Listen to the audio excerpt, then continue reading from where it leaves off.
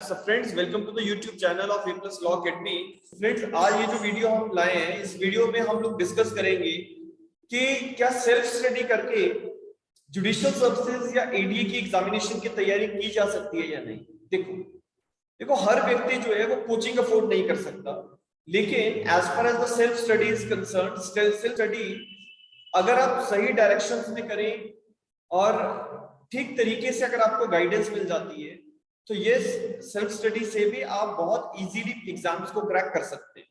देखो जहां तक बात है जुडिशियल सर्विसेज के पेपर की, तो हर स्टेट का अपना अलग पैटर्न है, अपना अलग तरीका है एग्जाम कंडक्ट करवाने का।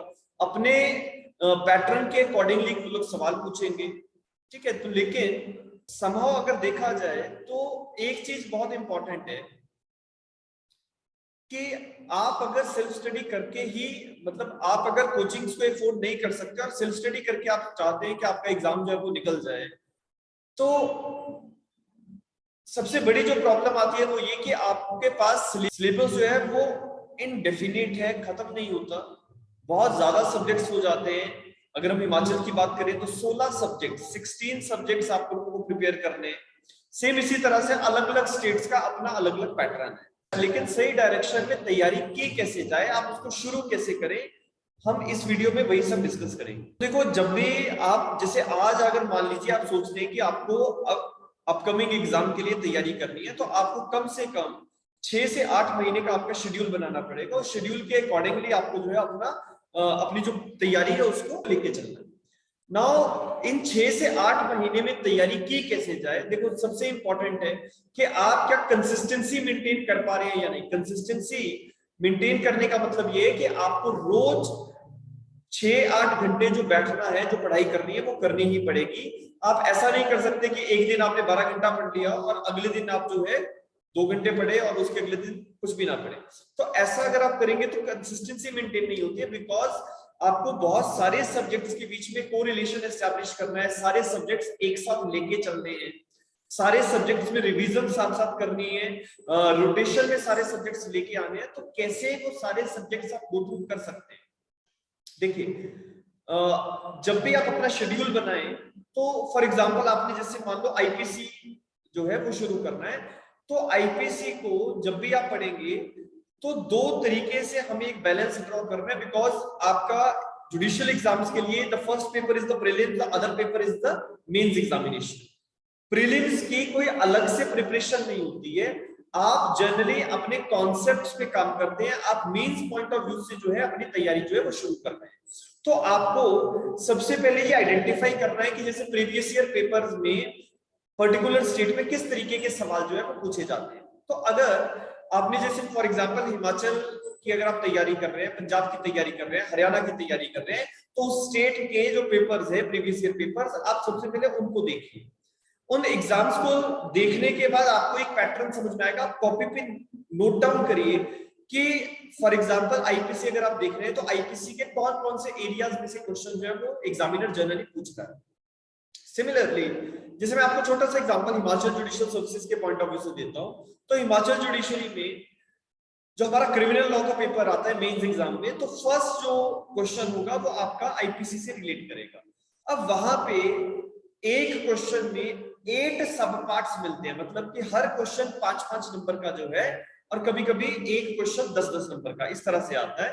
क्योंकि जो आपका फर्स्ट क्वेश्चन है उसकी वेटेज 40 मार्क्स की है, तो 40 मार्क्स को उन्होंने अलग अलग तरीके से डिवाइड कर दिया, विभाजित किया। जैसे कि मान लो 8 सवाल आपको 5-5 नंबर के पूछ लिए, ठीक है, तो 40 मार्क्स के हो गए। या फिर आपको 4 सवाल 10-10 नंबर के पूछ लिए तो भी 40 हो गए। तो इस तरीके से एग्जाम जो है वो बन जाता है। नाउ मसला ये है कि एग्जाम आता कैसे है, एग्जाम में सवाल कैसे आते हैं। तो देखो जो फर्स्ट क्वेश्चन आता है, मैं सिर्फ आईपीसी की अभी बात कर रहा हूं, तो जैसे फर्स्ट क्वेश्चन है तो वहां पे आप लोग ये देखेंगे कि प्रीपोजिशन बेस्ड सवाल जो है वो ज्यादा है। प्रीपोजिशन बेस्ड क्वेश्चंस आ जाएंगे, कोई केस लॉ बेस्ड क्वेश्चंस आ जाएंगे, कॉन्सेप्चुअल क्वेश्चंस जो है वो फर्स्ट पार्ट में ज्यादा देखने को मिलते हैं। और इसी के साथ साथ जब आईपीसी का दूसरा सवाल आप देखोगे तो उस सवाल में आपको थोड़े से डायरेक्ट क्वेश्चंस जो है वो पूछे जाएंगे। जैसे आपको डिफरेंसेस पूछ लेंगे, लाइक फॉर एग्जांपल मर्डर और कल्पेबल होमिसाइड का डिफरेंस बताइए, क्रिमिनल ब्रीच ऑफ ट्रस्ट और क्रिमिनल मिसअप्रोप्रिएशन का डिफरेंस बताइए, थेफ्ट और एक्सटॉर्शन का डिफरेंस बताइए, एडल्ट्री और बाइगैमी का डिफरेंस बताइए। तो इस तरह के कुछ एक सवाल जो है दूसरे जो आईपीसी का सेकंड क्वेश्चन आएगा उसमें आपसे पूछे जाते हैं। तो इसका मतलब ये है कि एक क्वेश्चन आपको कॉन्सेप्चुअल बेस्ड पूछा जा रहा है, दूसरा जो सवाल है तो आपको थोड़ा सा डायरेक्ट सेंस में पूछा जाता है। लेकिन जब हम एग्जाम की तैयारी कर रहे हैं तो हमें तो सारा कुछ ही पढ़ना है, whatever is required that we have to go through. ठीक है, आपको पढ़ना ही पड़ेगा, आपके पास कोई और रास्ता नहीं। तो अब होता क्या है कि इतना बड़ा लॉ है, 511 सेक्शंस है, तो क्या सारे के सारे सेक्शन जरूरी है?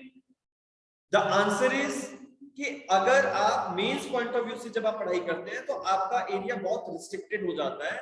आपको सिर्फ उन एरियाज पे ज्यादा फोकस करना पड़ता है जिन एरिया से कॉन्सेप्चुअल क्वेश्चंस पूछे जा रहे हैं। लेकिन वहीं से अगर बात करें कि प्रीलिम्स में आईपीसी के सवाल कैसे पूछे जाएंगे, तो जब प्रीलिम्स का सब पेपर आता है तो प्रीलिम्स में क्रिमिनल लॉ में हिमाचल के पेपर में आईपीसी के कम से कम 20 सवाल आएंगे। ठीक है, 20 सवाल। तो 20 क्वेश्चंस आपको जो है थ्रू आउट आईपीसी कहीं से भी आ सकते हैं। लेकिन उसमें भी आपको एक तरीका डेवलप करना पड़ेगा कि कैसे आपको सेक्शंस का एक जनरल ओवरव्यू याद रहे, कैसे आपको पनिशमेंट्स को याद करना है। तो उसके लिए आपको ट्रिक्स जो है वो फॉलो करनी पड़ती है। तो हमारी एकेडमी में जैसे हम लोग भी एक इवनिंग में क्रैश कोर्स चला रहे हैं, तो उस क्रैश कोर्स में we are discussing each and everything. और वही क्रैश कोर्स हमारा जो है एपीएस जुडिशियल एकेडमी के ऐप पे भी अवेलेबल है। और जितने भी लोगों ने हमारी ऐप डाउनलोड नहीं की है वो हमारी ऐप को जरूर डिस्क्रिप्शन से डाउनलोड कर लीजिए। तो अब आपने जो है 511 सेक्शंस में से जितने भी एमसीक्यूज हमारे बनते हैं वो सारे एमसीक्यूज पे फोकस करने की कोशिश करनी है। तो बुक्स जो है आप एमसीक्यूज को सॉल्व करने के लिए लेते हैं, उसमें आप यूनिवर्सल की किताब लेते हो, भार्गव पब्लिकेशन की किताब आती है एचपीजीएस के लिए, तो दोनों ही बुक्स बहुत अच्छी हैं।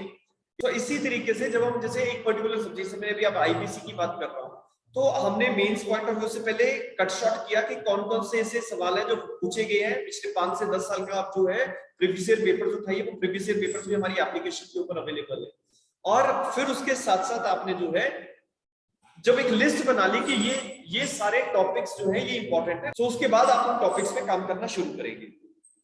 फिर जब आपने एक सब्जेक्ट पूरा कर लिया, जैसे कि मान लो कि अगर आप फर्स्ट टाइमर है, पहली बार अगर आपने अभी तैयारी शुरू की है, फर्स्ट अटेम्प्ट आपने देना है, तो आपको शायद समय लगेगा। ठीक है, तो आईपीसी में हो सकता है कि आपको 10 से 15 दिन भी लग जाए, 20 दिन भी लग जाए, क्योंकि बड़ा लॉ है। ठीक है, और आपको उस इतने बड़े लॉ को कंसोलिडेट करना है, समझना है, और सिर्फ पढ़ना नहीं है। जब आप सिर्फ पढ़ेंगे ना तो आपका माइंड उसको एब्जॉर्ब नहीं करेगा, तो आपने उन चीजों को समझने की कोशिश करनी, क्योंकि जब आप समझने की कोशिश करते हैं तो mind will take interest in that. और अगर आपका माइंड उन चीजों पे इंटरेस्ट लेना शुरू करता है तभी आप जो है उसको इंटरेस्ट के साथ पढ़ पाएंगे और उसको समझ पाएंगे। नाउ अब जैसे मान लो आपने अपने शेड्यूल में आईपीसी को आपने जो है सबसे पहले नंबर पे रखा, तो आईपीसी जब आपने कंप्लीट कर लिया तो आप उसके बाद जो भी नेक्स्ट सब्जेक्ट है, जैसे कि आईपीसी से आप जो है सीआरपीसी पे शिफ्ट करते हैं, जैसे क्रिमिनल लॉ की अगर बात करूं तो क्रिमिनल लॉ के पेपर में IPC is the first major subject, the other one is CrPC. अब सीआरपीसी की तैयारी के लिए अगेन सीआरपीसी 484 सेक्शन है, इतना बड़ा लॉ है, कैसे समझा जाए? तो सीआरपीसी का अगेन वही है कि आप उसे 3 तरीके से डिवाइड करेंगे। इन्वेस्टिगेशन, इंक्वायरी, ट्रायल जैसे सीआरपीसी में चलता है, तो उसके अंदर कौन कौन से चैप्टर्स, कौन कौन से सेक्शंस जो है वो कवर होते हैं, पहले आप उस तरीके से उसको फॉलो अप करें। हमारी क्लासेस में फाउंडेशन कोर्स की जैसे क्लासेस है या जो इवन क्रैश कोर्स की क्लासेस होती है, we used to teach our students कि how to understand the CrPC in a very easy sense. Procedural law को समझना बिल्कुल भी मुश्किल नहीं है, बस आपको प्रोसीजर के अकॉर्डिंगली समझना है। आप अगर उसको बेरट के बेसिस पे समझना शुरू कर दोगे तो वो कभी भी समझ नहीं आएगा, वो रट्टा मारने वाली बात हो जाएगी और रट्टे से पेपर नहीं निकलेगा। ठीक है, तो आपको चीजों को समझना है और इसी तरीके से एक क्रोनोलॉजी जो है प्रोविजंस में डेवलप करनी पड़ती है। नाउ तो जैसे आपने सीआरपीसी में अगेन मैं वही कहूंगा कि प्रीवियस ईयर पेपर्स आप देखिए, प्रीवियस ईयर पेपर्स में से फिर आप देखिए कि सीआरपीसी के कौन कौन से एरियाज में से लगभग हर बार जो है या पिछले अलग अलग स्टेट्स के अगर आप पेपर देखें तो आपको दिखता है कि सवाल आते हैं। तो आपने वो सारे सवालों की एक लिस्ट तैयार कर ली और अपनी जो आप मेंस की कॉपी बनाओगे, जो क्वेश्चन जहां पे आपने सॉल्व करने उस कॉपी में हर एक चीज जो है हर सवाल का जवाब जो है विद केस क्लॉज आप लिखेंगे।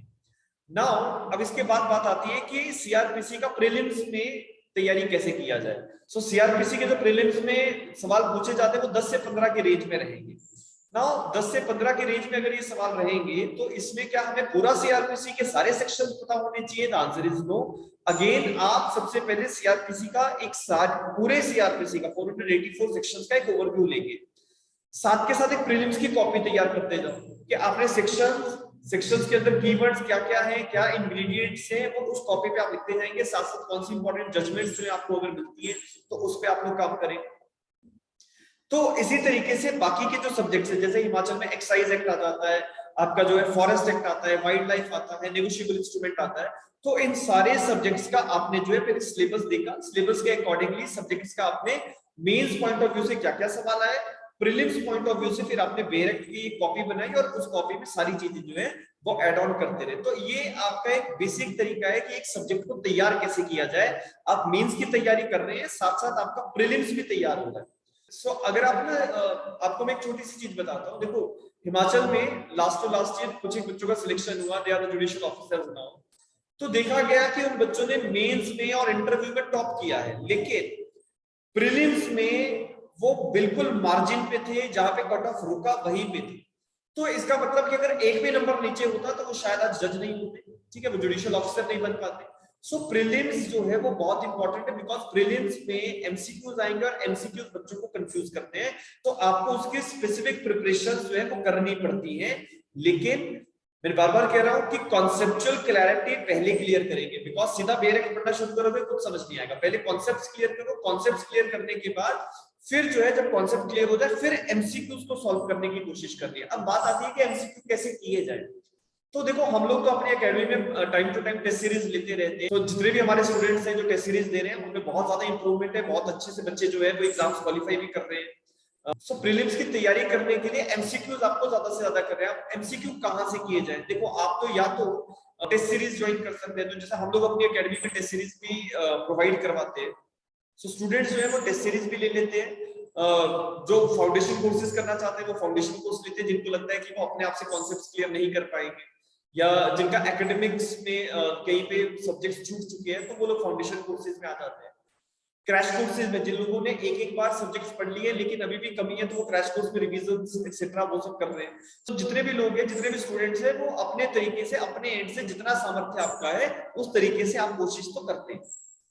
नाउ अब एमसीक्यू की तैयारी के लिए जैसे मैंने कहा कि एक तो टेस्ट सीरीज आप ले सकते हैं, और कभी कभी देखो ना आप अगर टेस्ट सीरीज अफोर्ड नहीं कर सकते तो फिर आप जो है बुक्स पे जा सकते हैं।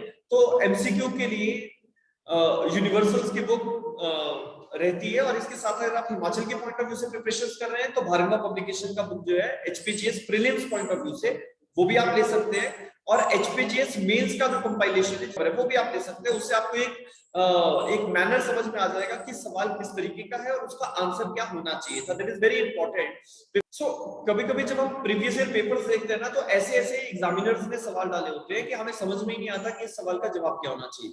सो भारत पब्लिकेशंस की जो मेंस की एग्जाम गाइड है उसमें लगभग वो सारे ही 2015 से लेकर 2019 तक के क्वेश्चंस आपको मिल जाएंगे, शॉर्ट क्वेश्चन और प्रैक्टिस क्वेश्चन पेपर पे आपको मिल जाएंगे, जिसमें आप अपने तरीके से प्रैक्टिस जो है वो कर सकते हैं। सो दोनों ही बुक्स का प्रीलिम्स और मेंस के लिए जो किताब है दोनों का जो लिंक है मैं डिस्क्रिप्शन पे शेयर कर दूंगा। नाउ अब देखो आपने जैसे एक सब्जेक्ट प्रिपेयर कर लिया, तो एक सब्जेक्ट प्रिपेयर करने के बाद अब आप नेक्स्ट सब्जेक्ट पे स्विच किए तो अगले सब्जेक्ट में आपको अगर फर्स्ट टाइमर है तो 15-20 दिन लग जाएंगे, और अगर आपने पहले से पढ़ रखा है तो आपका टाइम थोड़ा सा कम रहेगा। जैसे 10 एक दिन में आप जो सीआरपीसी कर लेंगे, 5 दिन में कर सकते हैं। सो जिस लेवल ऑफ प्रिपरेशन पे आप है उसी लेवल ऑफ प्रिपरेशन के अकॉर्डिंगली आपका जो टाइम है वो लगता है। नाउ अब आपने जैसे आईपीसी कर लिया, फिर उसके बाद आपने 15-20 दिन सीआरपीसी किया, तो हो सकता है कि आईपीसी की बहुत सारी चीजें आपको भूलना शुरू हो जाए, तो आप उसमें से फिर सीआरपीसी कंक्लूड करने के बाद 2-1 दिन का आईपीसी का रिवीजन कर लो। तो जब आप ऐसे करोगे तो पिछले सब्जेक्ट्स रोटेशन में चलते जाएंगे। सिमिलरली इसके बाद मान लो आपने माइनर लॉज किए। अब सो माइनर लॉज की जहां तक बात है तो बच्चे क्या करते हैं, माइनर लॉज सिर्फ एग्जाम टाइम के लिए छोड़ देते हैं, लेकिन और बहुत सारे ऐसे लोग हैं जो बिना लोकल माइनर लॉज प्रिपेयर किए पेपर देने चले जाते हैं। बहुत इंपॉर्टेंट चीज है, हिमाचल में माइनर लॉज का वेटेज प्रीलिम्स में 40 मार्क्स का है, 40 मार्क्स का। तो 150 क्वेश्चन अगर आता है तो 40 क्वेश्चन लोकल या माइनर लॉज के आते हैं। तो माइनर लॉज को आप बिल्कुल भी नहीं छोड़ सकते, बिल्कुल भी नहीं। 40 में से 35 सवाल आप ठीक कर सकते हैं, 40 भी कर सकते हैं, ठीक है, because directly direct based question आते हैं। अब आपने जैसे लोकल लॉ तैयार किया, तो हमारी एप्लीकेशन में लोकल लॉज का पूरा कोर्स अवेलेबल है, वहां से आपको अगर लगता है कि लोकल लॉ आपको जल्दी प्रिपेयर करना है, कोई आपको समझा दे और आपको गाइडेंस मिल जाए तो इजीली प्रिपेयर हो जाएगा, तो you can go and purchase that course. उसका भी लिंक जो है मैं डिस्क्रिप्शन में शेयर कर दूंगा। अब इसी के साथ साथ अब जब आपने माइनर लॉज प्रिपेयर करना शुरू किए, सो अगेन उसी का जैसे वाइल्ड लाइफ आप तैयार करें तो वाइल्ड लाइफ के सारे सेक्शंस जो हैं 60-65 सेक्शन, वो सारे आप लिख लीजिए। सारे सेक्शंस में क्या क्या बेसिक रिक्वायरमेंट्स है, क्या इंग्रेडिएंट्स है, कहां पे कोई टाइम की बात है, जैसे 3 महीने की बात लिखी है, 2 महीने की बात लिखी है कुछ करने के लिए, वो टाइमिंग जरूरी है बिकॉज एमसीक्यू में ऐसे बहुत सारे सवाल आएंगे। सिमिलरली फॉरेस्ट एक्ट आप जब प्रिपेयर कर रहे हैं तो फॉरेस्ट एक्ट में छोटे छोटे सवाल आ जाते हैं, डेफिनेशंस में से सवाल आ जाएगा, रिजर्व फॉरेस्ट क्या है, प्रोटेक्टेड फॉरेस्ट क्या है, विलेज फॉरेस्ट क्या है, तो ये छोटी छोटी चीजें आपको जो है समझनी पड़ेगी। तो वहां से ये सारी चीजें आपको जो है एग्जाम में एमसीक्यूज के लिए बहुत ज्यादा इंपॉर्टेंट है। सो सेम इसी तरह से एक्सरसाइज और नेगोशिएबल इंस्ट्रूमेंट के लिए। तो ये क्रिमिनल लॉ की मैंने बात करी, तो मैंने कहा कि जैसे जैसे आप एक एक सब्जेक्ट करते जाएंगे, पिछले सब्जेक्ट का रिवीजन जो है वो साथ साथ करते रहिए, तो इससे होगा क्या कि आपका जो माइंड है वो चीजों को एब्जॉर्ब करना शुरू कर देगा, चीजें आपको रिकलेक्ट होना शुरू हो जाएंगी, बार बार पढ़ने से वो याद हो जाएंगी और रिवीजन जो है वो बहुत अच्छे से हो जाती है। जितनी बार रिवीजन करेंगे उतनी बार आपका सब्जेक्ट अच्छे से प्रिपेयर होगा, हर बार रिवीजन करने में कुछ नया मिलेगा, उसको ऐड ऑन करते रहो अपने नोट्स के अंदर। तो मैंने कहा ना, 2 चीजें तैयार करनी है, एक आप जैसे क्रिमिनल लॉ बना रहे, क्रिमिनल लॉ की प्रिपरेशन कर रहे हैं तो क्रिमिनल लॉ का एक रजिस्टर बन जाएगा जिसमें आप क्रिमिनल लॉ के सब्जेक्ट डालेंगे, एक आपका जो रजिस्टर है वो सब्जेक्ट्स का अलग से रहेगा। जैसे आप सीआरपीसी पढ़ रहे हैं तो सीआरपीसी का अलग रजिस्टर मेंटेन करिए, इसमें आप मेंस पॉइंट ऑफ व्यू से जो भी आंसर आपको लिखने हैं वो आप लिखेंगे। फिर आईपीसी के पॉइंट ऑफ व्यू से लोकल लॉज में मैं रिकमेंड नहीं करूंगा कि आप लोकल लॉज के अगर आपको आंसर लिखने हैं तो लोकल लॉज के आंसर भी लिखेंगे। यही फिर आप सिविल लॉ 1 सिविल लॉ 2 में फॉलो करेंगे। तो जैसे आप सिविल लॉ 1 कर रहे हैं तो सीपीसी से बहुत ज्यादा टेक्निकल क्वेश्चंस पूछे जाते हैं, आपका प्रोसीजरल कॉन्सेप्ट बहुत ज्यादा स्ट्रांग होना चाहिए। अगर आपका सीपीसी वीक है तो आप उन सवालों का आंसर देने के लिए कहीं पे बाकी कैंडिडेट्स के मुकाबले वीक हो सकते हो। अब देखो सीपीसी में रेस जुडिकाटा से सवाल आएगा तो रेस जुडिकाटा से कोई सिंपल सवाल नहीं आएगा कि एक्सप्रेस रेस जुडिकाटा क्या है या कंस्ट्रक्टिव रेस जुडिकाटा क्या है। बहुत सारी ऐसी चीजें हैं जो शायद एकेडमिक्स में या हमारी रेगुलर स्टडी में हम लोग नहीं पढ़ते हैं, वो हमें समझनी होती है केस लॉ के बेसिस पे। तो जैसे रेस जुडिकाटा क्या लॉ पे लगेगा, फैक्ट पे लगेगा, ऐसे सवाल पूछ लेंगे। इरोनियस ओपिनियंस ऑफ लॉ पे क्या रेस जुडिकाटा लगेगा।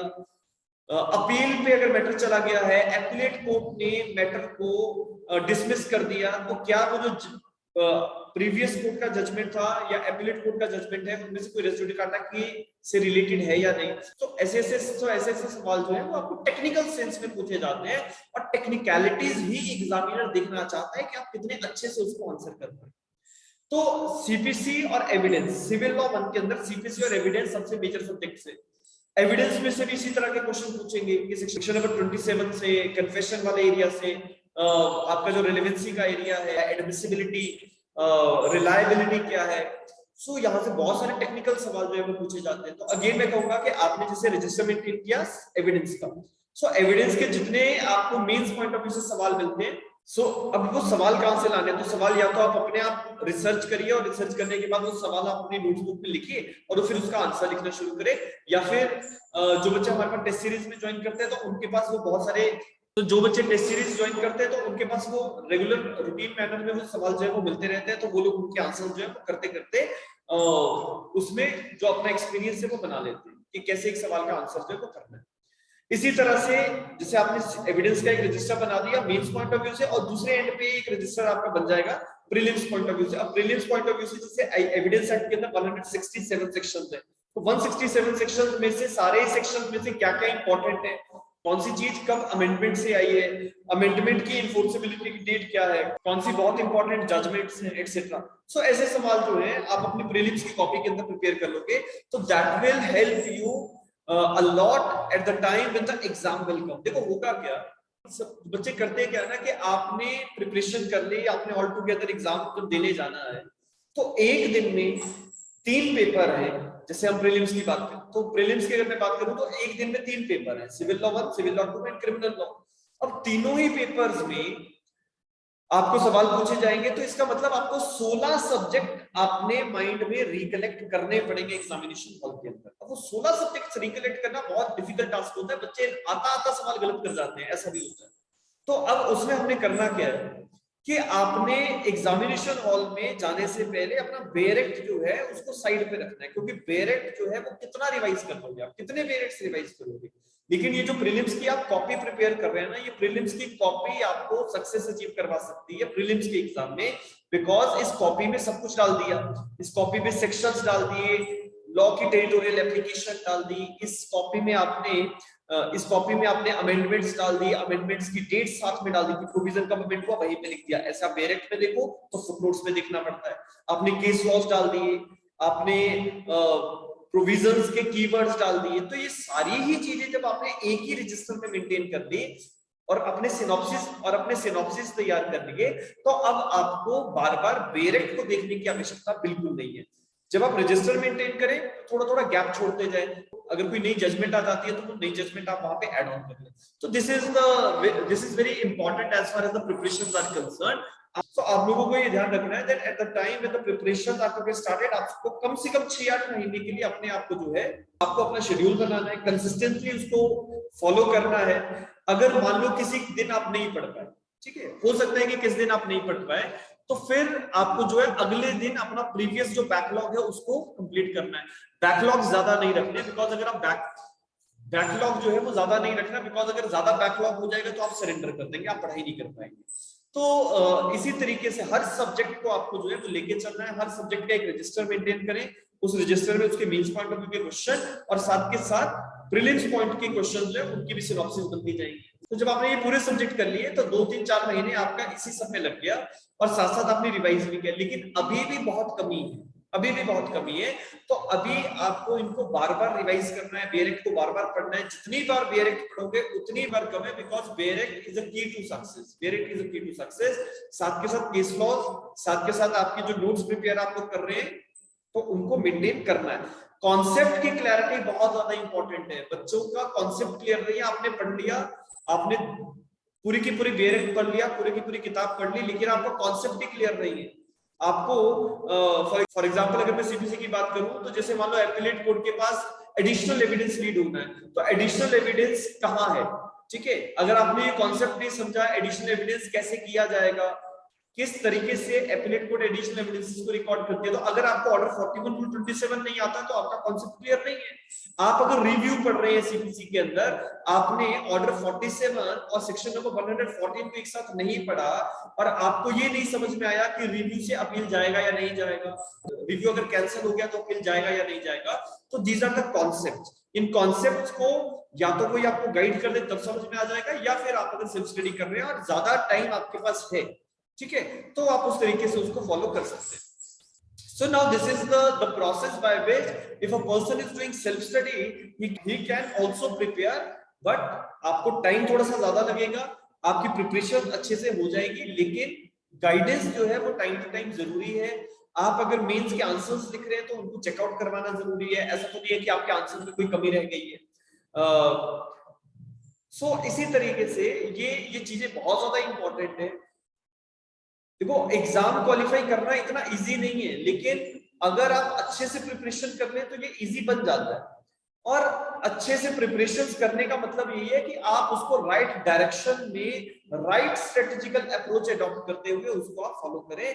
अगर आपने डायरेक्शन गलत ले ली, आपकी गाइडेंस गलत आ गई, आपकी मेंटरशिप ठीक नहीं है, या फिर अगर आपने गलत डायरेक्शंस में अपनी तैयारी शुरू कर दी, या आपको ठीक स्ट्रेटेजिकल प्रिपरेशन नहीं पता लग रही है कि कैसे की जाए, तो फिर कहीं ना कहीं एग्जाम क्वालिफाई करने में मुश्किल हो जाती है।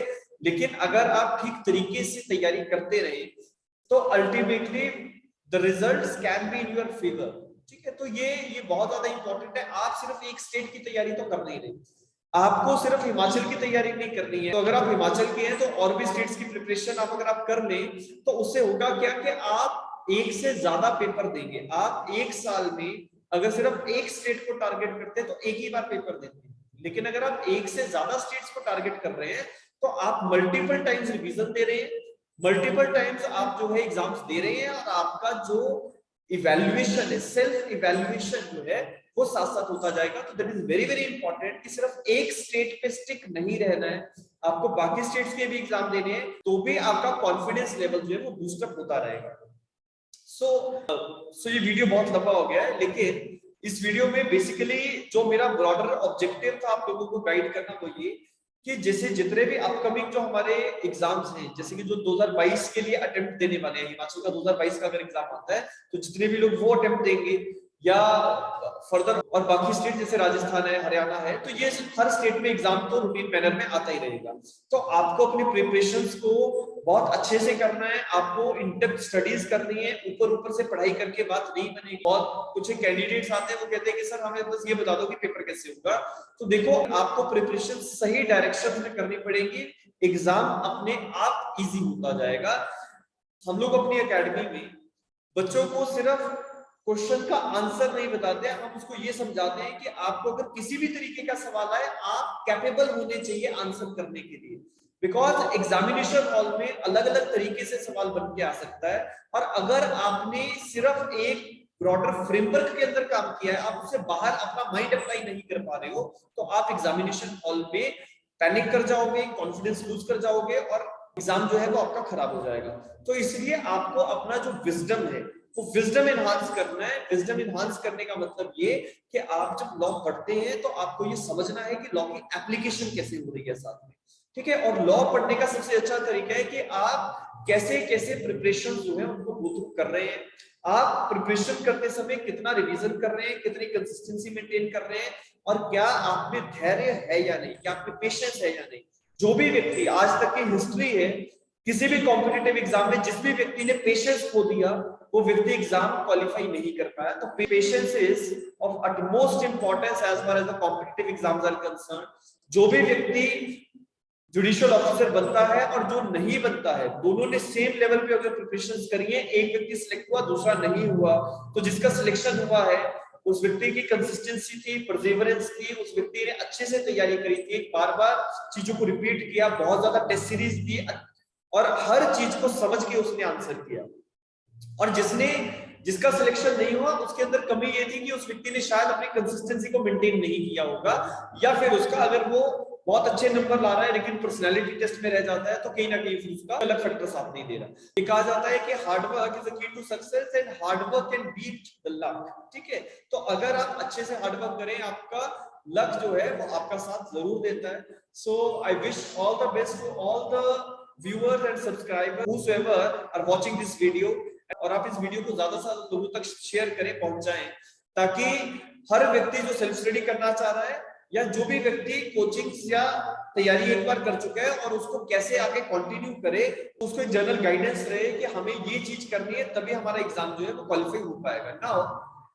और जितने भी मैंने चीजें इस वीडियो के अंदर डिस्कस करी है, जैसे कि हमारी जो एप्लीकेशन है, लोकल लॉज की जहां तक बात है, बुक्स की जहां तक बात है, सभी का लिंक जो है वो डिस्क्रिप्शन में शेयर कर दिया गया है। तो आप वहां से उसको अभी डाउनलोड कर लीजिए, और डाउनलोड करने के बाद आप अपना लॉगिन करके जो कोर्सेज हैं उनको एक्सेस करिए। तो जितनी भी चीजें इस वीडियो में मैंने आपके साथ शेयर करी, जैसे एचपीजेएस के लिए एमसीक्यू की किस बुक को आप रेफर करें, मेंस के लिए क्या बुक आप रेफर करें, तो वो सारी चीजें जो है आप यहाँ पे फॉलो कर सकते हैं। इसी के साथ साथ डिस्क्रिप्शन पे जो लिंक्स दिए हैं उन पे क्लिक करके जो एचपीजीएस के लिए प्रीलिम्स की बुक्स है या मेंस की बुक्स है उनको आप ऑर्डर कर सकते हैं। और इसके साथ साथ जो हमारा एप्लीकेशन है एप्रिल जुडिशियल एकेडमी का, वो आप प्ले स्टोर से डाउनलोड कर लीजिए, जिसमें बहुत सारे डिफरेंट कोर्सेज आप लोगों को मिल जाएंगे, जिससे आपको अपनी प्रिपरेशंस में बहुत ज्यादा इजीनेस जो है वो आ जाती है। जितने भी हमारे फाउंडेशन कोर्सेज हैं हमारी एप्लीकेशन के ऊपर अवेलेबल है, और बहुत मिनिमम कॉस्ट पे है। जो लोग एक्सपेंसिव कोचिंग अफोर्ड नहीं कर पाते हैं, तो उन लोगों के लिए वो सहूलियत दी गई है कि आप वहां से एक्सेसिबिलिटी करके बाकियों के बराबर अपने प्रिपरेशंस को लेके आ सकते हैं।